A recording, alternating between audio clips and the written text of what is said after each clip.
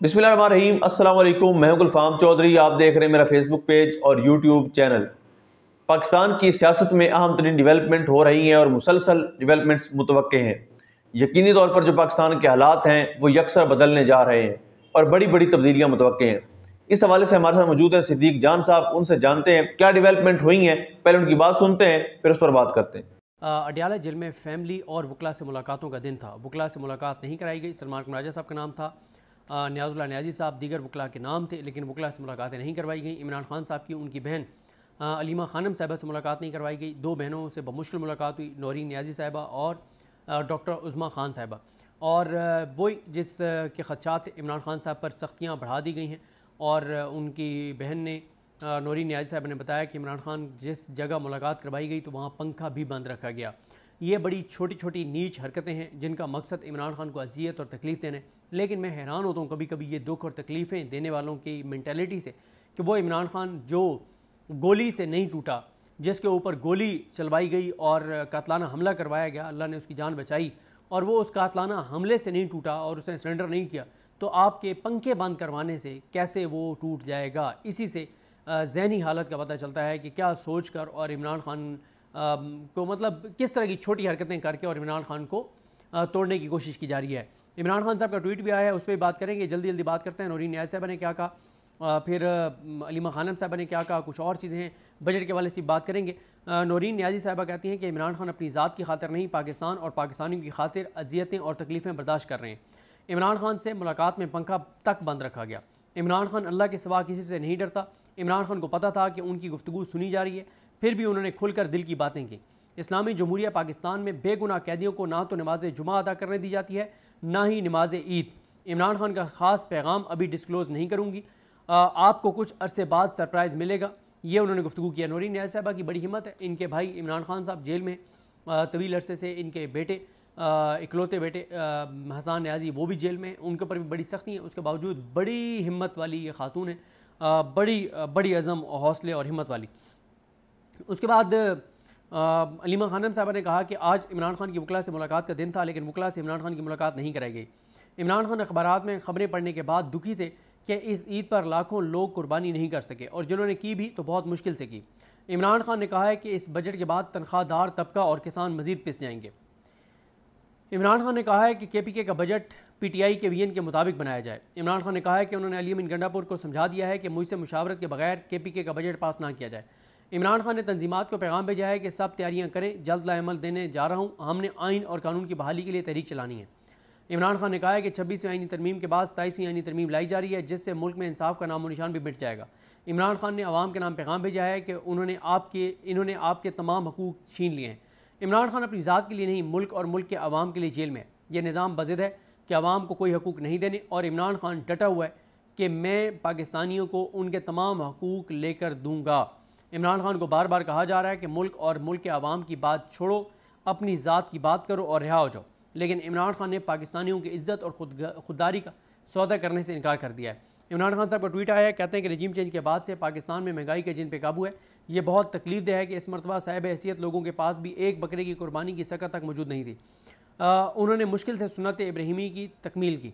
गरीब तबके की कमर तो पहले ही तोड़ी जा चुकी है, अब ये जाली हुकूमत बजट पेश करने लगी है जो आवाम की मुश्किलात में मजीद इजाफा कर देगा। इस बजट में फिर से दो तबकात कुचल दिए जाएंगे, एक मुलाजिम पेशा अफराद और दूसरा किसान। इस जाली हुकूमत ने ज़रई मुईशत और किसान की कमर तोड़ दी है। किसी ज़रई मुल्क में किसान के बदहाल होने का मतलब यही है कि वहाँ बेरोज़गारी में इजाफा और क़ुव्वत ख़रीद में कमी वाक़ई हो गई है। इंडस्ट्री पहले ही तबाही के दहाने पर है। 26वीं तरमीम के बाद अब 27वीं तरमीम लाने की तैयारी है, ताकि इंसाफ मुकम्मल तौर पर दफन कर दिया जाए और आवाम मज़ीद मायूस हो जाए। पहले दिन से इनका मकसद हमें खौफज़दा करना और आवाम की आवाज़ को दबाना है, इसलिए 9 मई करवाया गया।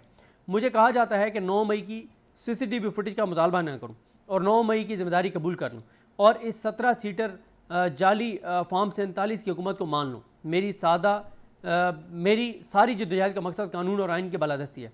हमारे सारे आइनी और कानूनी रास्ते बंद कर दिए गए हैं, इसलिए मैंने पार्टी को मुल्कगीर तहरीक की हिदायत की है। मैंडेट मेरा नहीं, आपका छीना गया है। अब सबको इस तहरीक में शामिल होना होगा। आज़ादी प्लेट में रख कर नहीं मिलती, इसलिए बहैसियत कौम जद्दोजहद करना पड़ती है। पाकिस्तानी आवाम ने तहरीक इंसाफ के मंशूर और नज़रिए को देखते हुए हमें वोट दिए और KPK में हमारी जो हुकूमत बनी वो पूरे पाकिस्तान में PTI की नुमाइंदगी करती है। मैंने अली अमीन गंडापुर को हदायत जारी कर दी है कि मेरी मुशावरत के बगैर KPK का बजट पेश नहीं होगा। ये इमरान खान साहब की जो है वो ट्वीट है। अब आ जाए इस बात पर बजट के हवाले से। बजट के हवाले से मैं खैर आगे एक डिटेल वीडियो भी करूँगा, लेकिन अभी मुख्तसर आपको चीज़ें बता देता हूँ। बल्कि इस पे जाने से पहले एक तो इमरान खान साहब की आज 5 जून को तोशाखाना 2 केस की समाअत थी जेल में, वो ख़त्म कर दी गई है, मनसूख कर दी गई है, मुलतवी कर दी गई है और अब वो अदालत में होगी, जुडिशल कम्प्लेक्स में। लेकिन वहाँ पे वकला तो होंगे, लेकिन इमरान खान साहब नहीं होंगे। इमरान खान साहब से की जो हेयरिंग जो कल की मुलतवी की गई है, वो उसकी वजह ये है कि अगर कल हेयरिंग होती, इमरान खान से वकला मिलते, वो नई हदायत देते बजट के ऊपर और हुकूमत के ख़िलाफ़, तो इसलिए कल की समाअत ही मुलतवी कर दी गई है। अब ये अंदाज़ा लगाने कि जज बेचारा फ़ैसला नहीं करता, मतलब ये कैसे फ़ैसला होता है कि आज अडयाला में नहीं होगी मुलाकात, हेयरिंग आज ओपन कोर्ट में होगी। मतलब कौन कैसे ये फ़ैसला करता है, कोई किसी को पता नहीं है।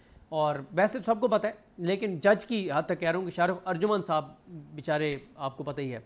अच्छा, उसके बाद आज 5 जून को इमरान खान साहब की अलकादिर केस में सज़ा मुअत्तली की दरख्वास्त पर समाअत है।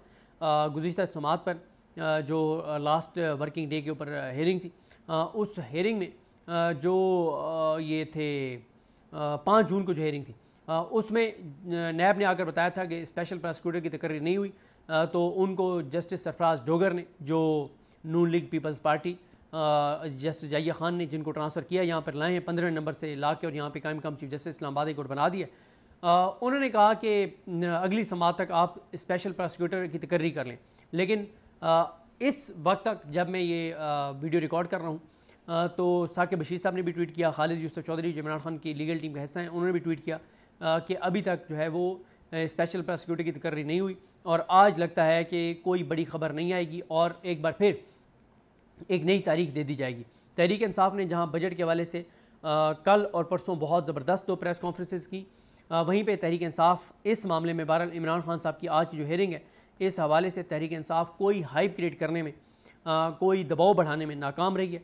कोई वीडियो पैगाम जारी नहीं किए, कोई ट्वीट्स नहीं की, कोई जस्टिस डोगर का कहीं नाम नहीं है, कहीं जस्टिस आसिफ का नाम नहीं है। ये बहरहाल PTI की नाकामी है। गो कि उनके MNAs MPs सेनेटर सारे इकट्ठे हो रहे हैं इस्लामाबाद में, जो आज कमरा अदालत में जाएंगे।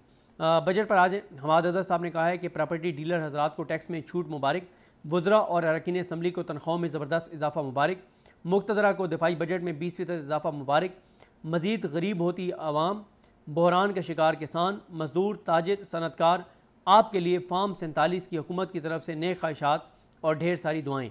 अहमद वड़ाइश ने सिंपल पॉइंट्स जो लिखे हैं, ये बिल्कुल उन्होंने दुरुस्त लिखे हैं कि पेट्रोल और डीजल महंगे होने जा रहे हैं और 5 रुपये फ़ी लीटर कार्बन लेवी जो है वो लगाई जाएगी। अभी शायद 2.5 रुपये, फिर आगे जाके 5 रुपये की जाएगी। मोबाइल फ़ोन जो हैं वो उनकी कीमतें बढ़ेंगी, गाड़ियाँ मज़ीद महंगी होंगी, ऑनलाइन जो आप चीज़ें मंगवाते हैं वो महंगी होंगी, उसके ऊपर 18% जो है वो ये टैक्स लगा रहे। तो कई लोग घरों में खाना सिर्फ बना के और जी बिल्कुल, जिस तरह से आपने सिद्दीक जान साहब को सुना कि आइंदा आने वाला जो हफ्ता है, ये चंद दिन है, ये पाकिस्तान की सियासत में कितने अहम हैं और इसमें जो पाकिस्तान की सियासत है उसमें कितनी बड़ी तब्दीलियां मुतवक्के हैं। अल्लाह पाक वतन अजीज़ का हामी व नासिर हो। पाकिस्तान जिंदाबाद।